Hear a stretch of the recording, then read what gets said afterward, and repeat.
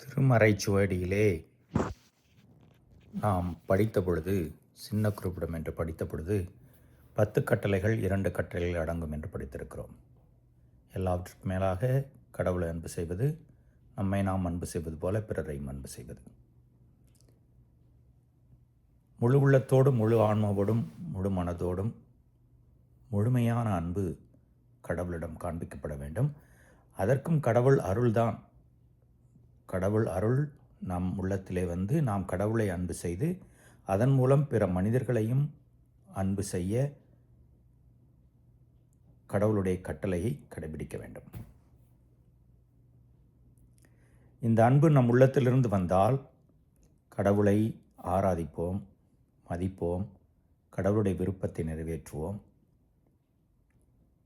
எத்தனையோ கட்டளைகள் நிறைய இருக்கிறது. இயேசுனுடைய போதனைகளும் நம்முடைய வாழ்வுக்கு பல்வேறு விதத்திலே வழிகாட்டுகிறது.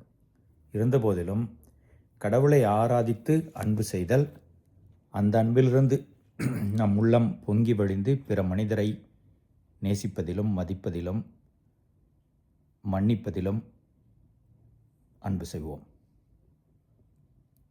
இது ஒரு ஆழமான கடல்.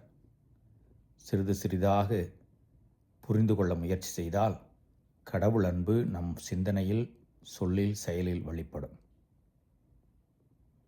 முதல் வாசகத்திலே இறைவாக்கினர் வாயிலாக மக்களுக்கு செய்தி தரப்படுகிறது, பாவ மன்னிப்பு.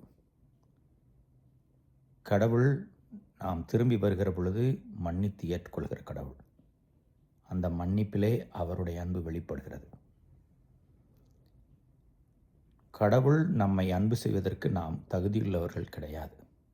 பாவிகள், தவறுகளோடும் குற்றங்களோடும் போராடி கொண்டிருப்பவர்கள். இருந்தபோதிலும் கடவுள் நம்மை அன்பு செய்கிறார்.